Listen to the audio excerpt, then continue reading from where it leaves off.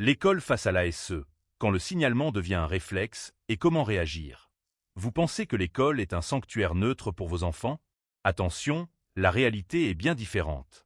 Pour bien comprendre, faisons simple. L'école détecte, observe et note.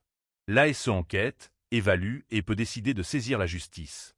Mais sur le terrain, beaucoup de parents parlent désormais de délation scolaire ou de tribunal éducatif. Pourquoi une telle défiance? On y vient.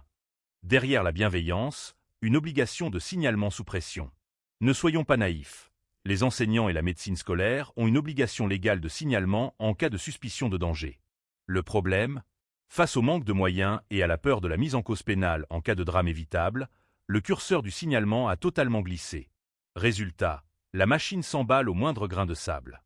Des solutions simples existent, pourtant, on fonce vers le signalement. Dans la grande majorité des cas, un signalement à l'ASE pourrait être évité par un simple dialogue constructif. Une baisse de notes ou de la fatigue passagère. Un échange avec l'équipe pédagogique ou un médecin suffit, pas besoin d'alerter les services sociaux. Des retards répétés ou un cartable mal préparé. Un rappel à l'ordre ou un soutien de l'établissement, pas de soupçon immédiat de maltraitance. Des tensions familiales passagères.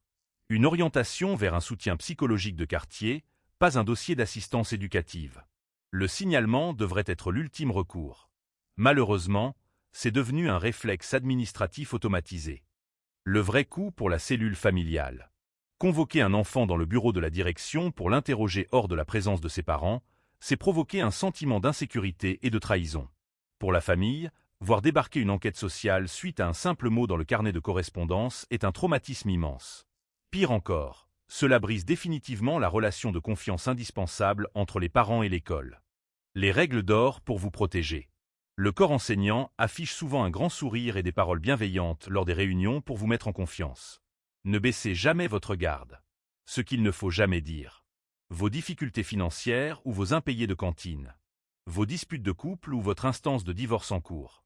Vos propres soucis de santé ou votre fatigue chronique. Une punition un peu ferme donnée à la maison pour recadrer un comportement. Ce qu'il faut faire. Gardez votre calme. S'emporter face à un professeur ou un directeur, c'est immédiatement alimenter le futur rapport d'inquiétude. Exigez des écrits. Si un enseignant vous fait un reproche sur le comportement de votre enfant, demandez systématiquement une trace écrite précise dans le carnet ou par mail officiel. Répondez factuellement. Désamorcez chaque remarque par des preuves concrètes du quotidien et un suivi rigoureux de la scolarité de votre enfant. Vous avez vécu une situation similaire avec l'école ou vous voulez savoir comment réagir face à un signalement abusif. Abonnez-vous, partagez cette vidéo à des parents autour de vous pour les alerter, et dites-nous en commentaire ce que vous pensez de ce système.